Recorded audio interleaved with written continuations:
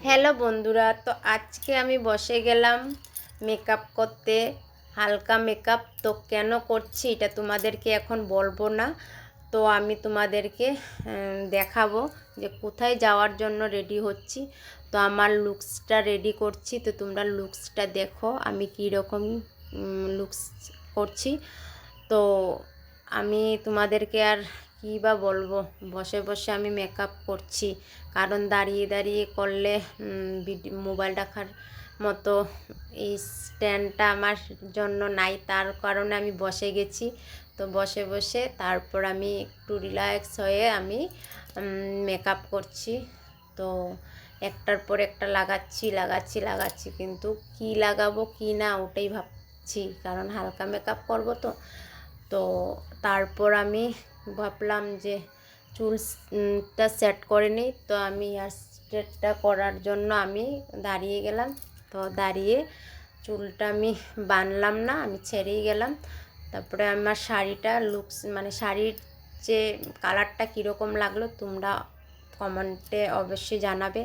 আর আমার looks final লুকসটা দেখো কীরকম লাগছে আমাকে, তো ওটাই অবশ্যই জানাবে। তো আমি বেরিয়ে গেলাম।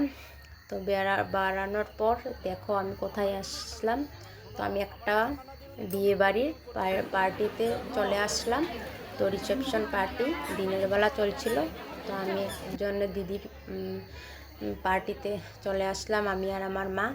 তো সবাই বলছে চলো আসো ফটো তুলবে আমাদের সাথে। তো ওদের কিনারে গেলাম, ফটো উঠছি। তো মা বলছে দে আমি তোদেরকে ভিডিও করে নিতে। আমি বলছি ঠিক আছে করে নাও।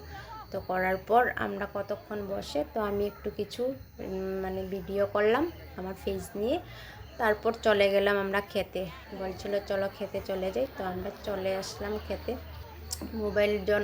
মোবাইল ধরার মতন কিছু নাই, তার কারণ আমি একটা স্ট্যান্ড বানিয়ে নিলাম, গ্লাস রেখে মোবাইলটা রেখে দিলাম। তারপর আমি হেয়ারটা ঠিক করতে করতে আমি খাচ্ছি, চলে আসছে সামনে দিয়ে। তারপর আমি খাওয়া স্টার্ট করলাম, তোমাদেরকেও দেখালাম আমি কীরকম খাচ্ছি।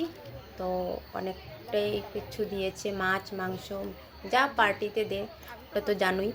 তো আমরা খাওয়া দাওয়া করলাম, অনেকটা টেস্টও হলো। তো খাওয়া দাওয়া শেষ করে তো আমরা উঠে গেলাম। তো আজকের জন্য ভিডিও এতটুকুই করেছি, কারণ আর করিনি। তো কীরকম লাগলো ভিডিওটা অবশ্যই কমেন্টে জানিও। টাটা।